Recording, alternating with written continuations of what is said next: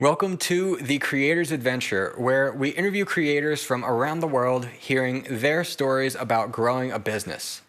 My name is Brian McAnulty. I'm the founder of Heights Platform, and today I'm talking with Kristy Campbell about how social media kickstarted her branding business, how she started building a community for her audience, and how creators can better come up with ideas for their social media content.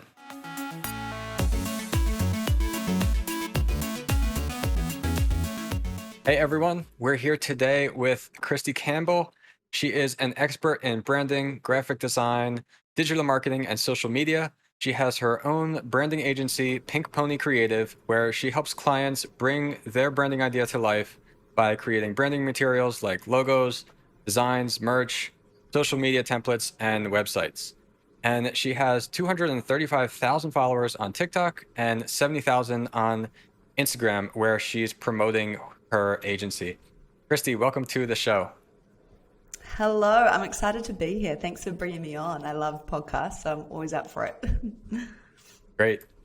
So your company, Pink Pony Creative, helps clients bring their brand to life with your expertise in graphic design, digital marketing. How did you decide to start your own business in brand design?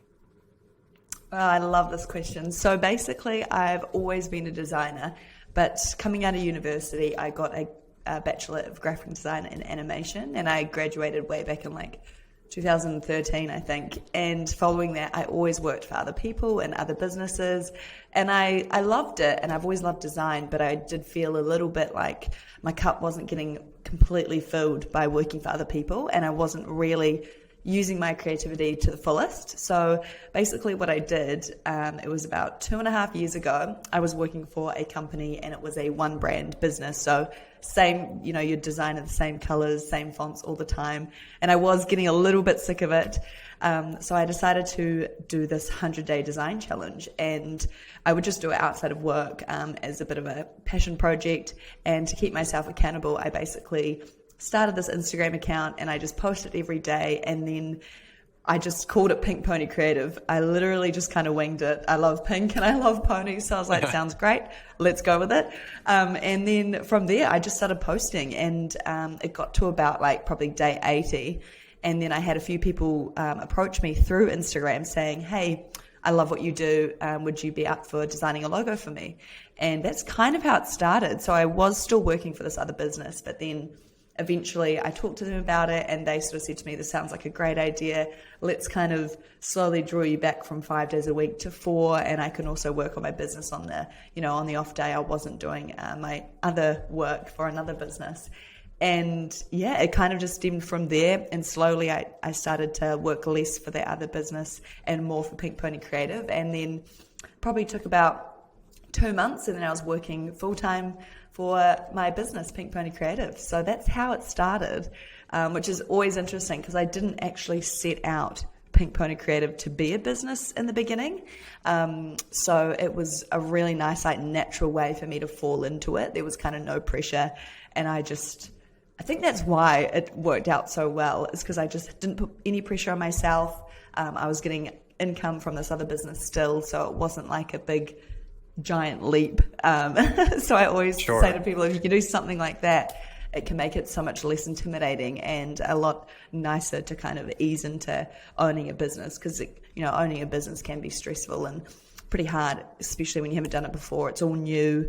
You're not just doing design, you're now the accountant, you're now the admin, doing all that kind of stuff as well. So but yeah, I think I went full time with the business in March 2020 it would have been, which feels like last year, but it was actually the year before that.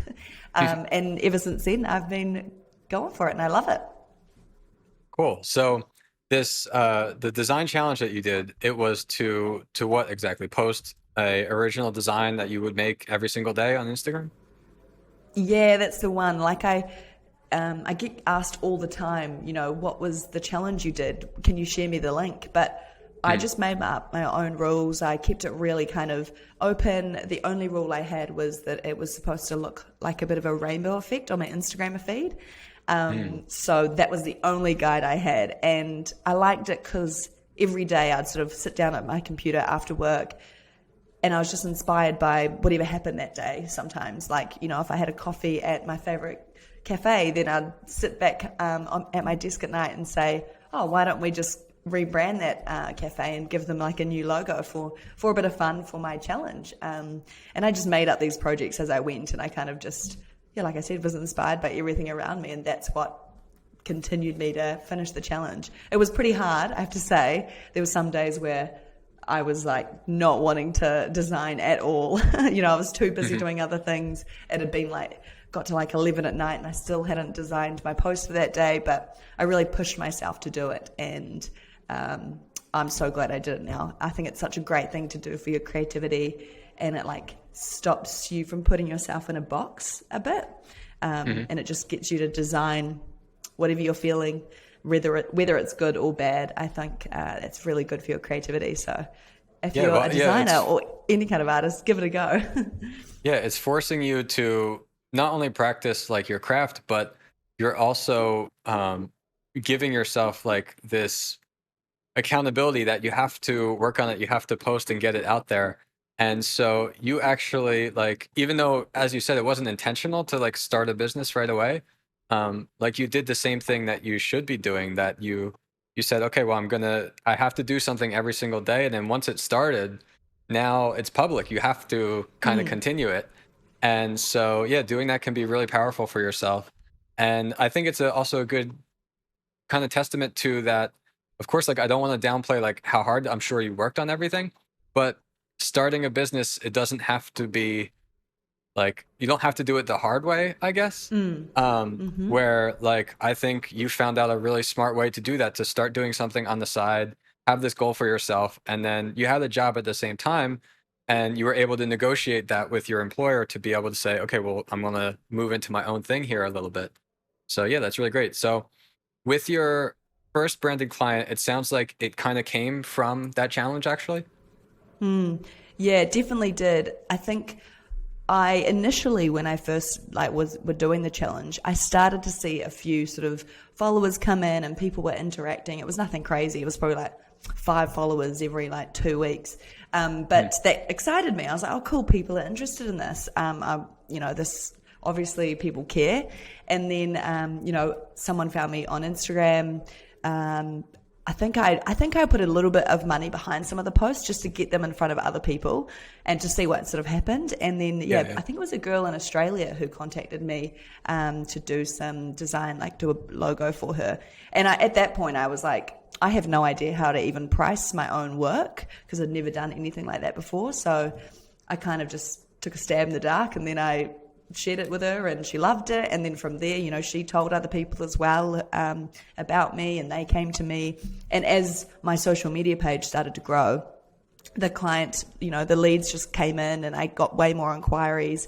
And I think it's interesting with Instagram and social media too. Once you hit a certain point, even about 1,000 followers, people kind of look at you, oh, she's got a social presence, she knows what she's doing. People obviously like her work. Let's give this a shot. So social media has completely changed my business and my view on business as well. I never thought as a graphic designer that, one day if I own my own business, I thought it would all come through networking and the people I know. And a lot of it does, but never in my like wildest dreams would it mean people are coming me from from Instagram and TikTok. I'm like, people look for designers on Instagram and TikTok. That's crazy. Yeah, especially because it's so interesting how quickly the world evolves. That like in school, you're not going to learn that that's a possibility even, because it's so new for something like that to be happening. Definitely. And I think it's like important to remember that things are changing all the time. And like with TikTok, I jumped on the TikTok train, I think it was mid 2020 when it was starting to kind of blow up a bit. And I was lucky in that sense that I got on it at a good time. And so I think timing can be a bit of everything as well. And even with Instagram Reels, I started doing those right as they took off. And so that really helped my account I don't want to say blow up, but helped me get a lot more engagement and a lot more, views on my reels and things. And that brought in such a big audience. And it also brings in a really cool side of design as well that I never thought was a thing. And it's like, now my job is not just design, it's also getting to do these really cool opportunities, like having an interview with you, and even, doing paid promotions, and the idea of, I want to make courses. So I never thought that was going to be a thing for me. But it's, it's in the pipeline, and I'm excited of the possibilities of this. So it's really cool. Yeah, that's awesome. So I want to go a little bit deeper into this though, and like dissect this, because so you got your Instagram to 70,000 followers, and people could say like, oh, well, you got lucky with your challenge or whatever, but you didn't stop there. You did it again on TikTok, and you have 235,000 followers on TikTok. So there must be some kind of strategy that you figured out here. So you say that you feel timing really helped you. So can you go into a little Yeah. bit more about that, like realizing where I guess people's attention was at the time, and the different what was it really, that if you could go more into it, like is it the video aspect Yeah. of things or I think it was a couple of things, especially with TikTok. When I started my TikTok account, I didn't, like, for business, I didn't intend it to at all. I thought I was going to get no views at all. And I started that account thinking, oh, this will just be fun, really casually again. And I didn't think too much about it. And I honestly really do think that's that's a key to it. Don't think too much about it, just kind of post it. If you're planning all these videos, yeah, maybe if you're working for a big brand and it needs to have these brand guidelines and things like that, that's when it can get really important. But if it's just you and your small business, just try something, see what works, throw it out there. And, if it doesn't work, you've done it, you've given it a go. And like my tutorial style videos, which I started doing on TikTok, got really good traction and started getting really good views. And that's when I was kind of like, oh, wow, people are interested in this, I'll keep posting. But in terms of the timing thing, it's so tricky, because I think if you jump on board something when it's just starting to take off, it's a natural thing, and I don't think anyone can ever foresee that, but it does help. As weird as that sounds, like with Reels, I started posting the Reels as soon as they came out, and I think Instagram really pushed the algorithm to watch all these Reels, watch the Reels, and that's how I got a lot of views initially in some of them. I think it's a lot harder now, especially on TikTok. I found that because I'm so busy with client work, and I love client work, I find it really hard now to, keep marketing myself and, post videos on TikTok, because it is really time consuming, and that can be the hard bit about it. I need to get back into it because I don't want to lose it. But, as the more busier you get with, client work and the actual work, the harder it is to keep up with everything else. definitely. So yeah, I think a lot of creators really either struggle with or are even reluctant to even get into social media, because something like TikTok, for example, like you have to be a little bit more present, like you're talking to the camera. It's not just you're posting an image or something. So there is more work involved in doing that. So it sounds like you've done a pretty good job of managing it so far, though. So how do you manage that? Do you have like a specific schedule where you say like, well, I'm going to try to do these TikToks now and then work stuff later? Or is it kind of just whatever? Is there any kind of process that you have for that? I do try hard to keep up with, say, like 2 to 3 TikToks a week, and those TikToks will also go over to Instagram, to Reels, and I also try and like post about 3 times a week on Instagram. But I've never had, throughout my business, never had like a social media plan as such, and I've never sort of said, these are my Instagram posts that I'm going to schedule on these days. I kind of just do it when I'm feeling in the mood, when I feel like, oh, I need to put something out today. I'll just give it a go. And I think that's, as I said before, part of maybe why I was able to grow the channels and things like that. It's because I'm not putting heaps of pressure on myself to do this, every single day. I've got to put something out there. So I think that, pressure can, give you this idea that, oh, I'm going to do really well one day, which I guess is a good thing. But hopefully that made sense. I feel like I was rambling on then. Yeah, well, no, I feel like the way that you're saying that you do it, it will kind of naturally come across more authentic, because you're just thinking, well, Yeah. this is just what I would do. So, but you mentioned that you had this like tutorials. So would you say like coming up with a specific like goal or theme to your content can help a creator? Because like, let's say the creator says like, okay, I have time to do this now, but now I don't know what to do. What is my content going to be? Yeah, I think one thing to remember is that, especially in your business or your like your art, whatever you do, a lot of the time you think, oh, drawing out something might be a bit boring for everyone. But others will probably find it interesting. Even with me, sharing a one tip about Adobe Illustrator, I'm like, oh, I feel like I know this tip and everyone else will. But trust me, there's a whole lot of people out there that don't, and they'll find it interesting. So I think remember that not everyone sees what you do every day. So film all those little bits that you do, do time lapses, do tutorials, do day in the lives, and people will find it really interesting. It's hard because on social media apps, especially as an artist and a creator, you want to try and market yourself in a way that is different to other people. And something that tutorials have shown me, I thought that, yes, I'd get interest from graphic designers and other designers or people learning to design. But actually, I get this other whole lot of people that look at me like, oh, wow, look at this. She really knows what she's doing. I'm going to get her to do my logo. Even though I'm not marketing my work as such. I'm just showing people how to do it. But I look like, and I come across as this expert in the industry, which is really a really nice thing. And I think it's a cool way to market yourself. Definitely. Yeah, I can relate to that because actually before we had this course software and what we do today, like I started my business as like a web design agency. Oh, cool. And what we would do to promote ourselves was blogging, a lot of blogging at the time. And so this was back in like 2009, and we'd write the blogs and it would be focused towards like an audience of other designers.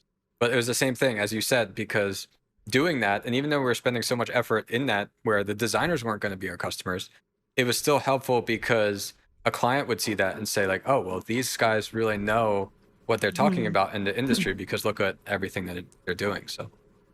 Yeah, for sure. One thing my dad always says is that with like business, or being an artist, you could be the best artist in the world, but if you can't market yourself, it's going to be really hard to do well. So I think, regardless of the level you're at, there's going to be someone out there who will love your stuff. If you can market yourself, put yourself out there, you'll get the interest. So I like to keep that in mind. Cool. Yeah, I think that's a great point. Like, a lot of what I hope we can capture in these interviews that we're doing is that, like, I see ourselves mainly as positioned as a company towards catering to the creator rather than the digital marketer. But like we realize, and like all creators realize, like there is some point where you have to become a marketer a little bit for yourself because you have to learn some of those things to promote yourself. So even if you see yourself as like, well, I'm this creative person, I don't really like the selling, I don't really like figuring out this promotion stuff, you have to eventually learn some of that in order to really thrive as a creator and provide the best that you can to the world, basically. Yeah, definitely. And I think that's part of like what holds people back a lot as well, is that idea of like, I don't want to put myself out there. And yes, it's going to be so hard initially. You're going to feel awkward. You don't have to put your face on the camera, on every day on your stories, but just showing up and being a little bit more personable can really help people connect with you on like more of a level than, oh, she's got cool work. It's more like, oh, she's got cool work. She's got cool energy. I really like her vibe. I'm going to remember her and I'm going to go back to her and I'm going to get her to do, my branding for the next business I start, which is cool. Yeah, definitely. Yeah. So I think, some takeaways maybe are, if you're struggling to create the content, think about like, what do you do in your day-to-day life and how can you just create content around that? Because as you said, people may not, the things that are obvious to you that you're doing, it may not be obvious to other people. And even if it's something that other people know, they still may connect with that and relate to that and want to see that. And if you're nervous about it, don't worry about the content itself. And I guess think more about the goal, that what you can achieve from doing that and how, like, for you, it's opened all these opportunities for you that you didn't even think of in the beginning. 100%. Like, I can't even like begin to, that's why I feel quite passionate. Obviously I'm passionate about design and branding and things, but I feel really passionate about social media in the sense that it can open up so many doors to like for you as an artist, as a creator, or whatever you're doing in your job. Last year I worked with Adobe like twice, and I was like, what? Like, I still can't really get my head around it. Like, you know, the graphic designer me at university, if someone told me that that would be what I was going to do, I'd say, oh, whatever, I'd never do that, you know? So it can like open the doors to big, big opportunities, which is amazing. And even things like the clients that you can get through social media. Like I was just able to work with these two amazing podcasters in America.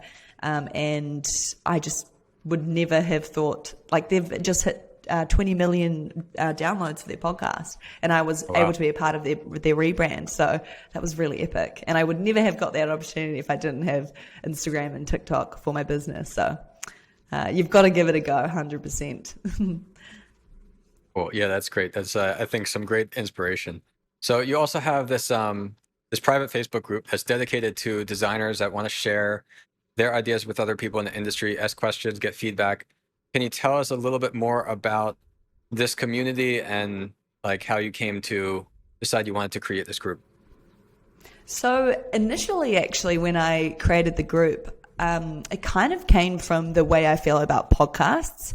So I've always loved podcasts, and I listen to podcasts all the time. You know, you've got your few favorites, and the people you listen to, you feel like they're your friend, and you feel like, you know, these are my friends that I'm going to listen to every day. I'm going to get advice from them, even though you're not the one talking to them.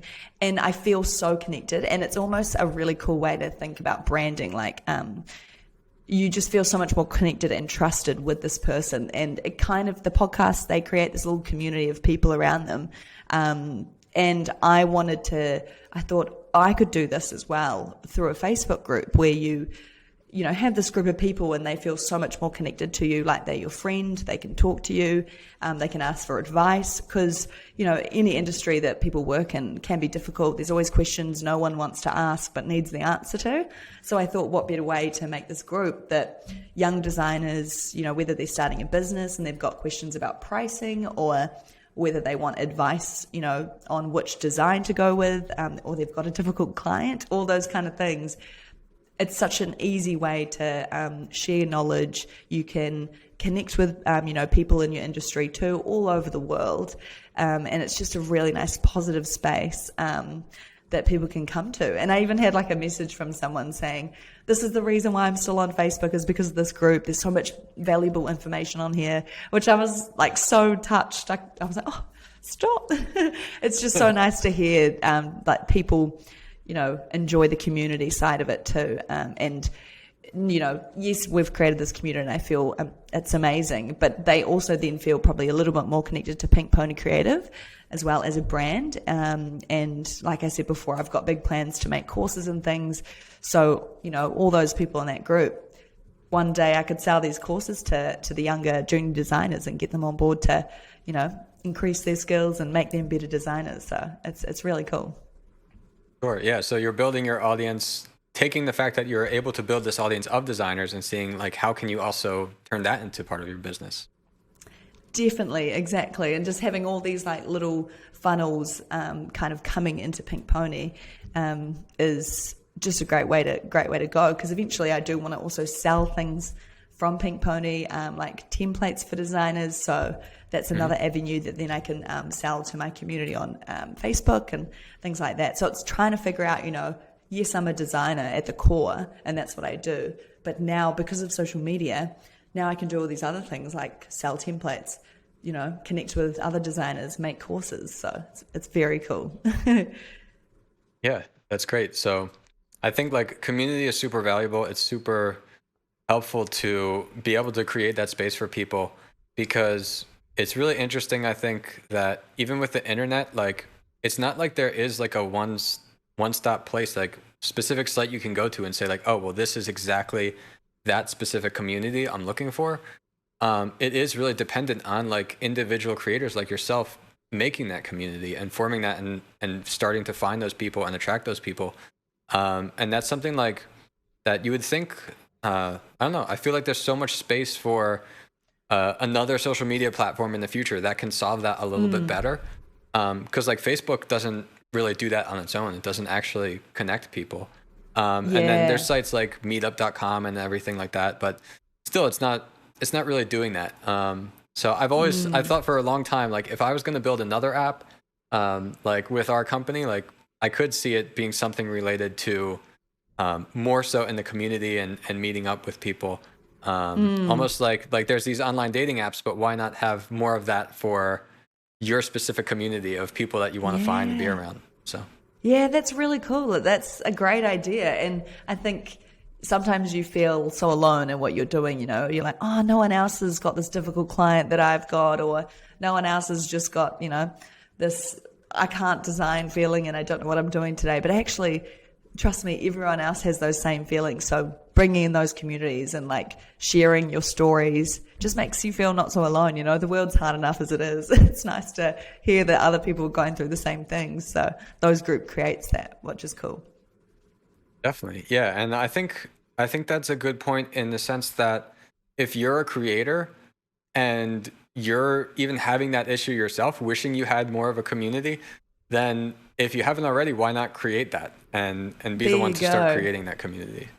Exactly. And I think it's a really nice thing to remember as well. Regardless of your audience size, you might have 100 followers, you might have, you know, 100,000 followers. I think you can still make those communities. And yeah, don't think that you can't do it because you don't have those 100,000 followers. You definitely can. You've just got to put yourself out there and yeah, see what you get back from the universe. Yeah, yeah. The design industry specifically, I think it's really important because as like a designer, you're working with all these clients, but it is a very individual thing if you're not working with a company. It reminded me of you've probably heard of this site before. Have you heard of the site Clients from Hell, where they No, share but all I feel these? like I should look at So it. yeah, it's so funny. So I was trying to look it back up again now. It looks like it might be. I don't Is know. it I think dead? it's called Clients from Hopefully it's Hell, still but there. yeah, hopefully it's still there. I'm coming up with a site that says notalwaysright.com. I'm not sure if that's it or if they migrated the content there.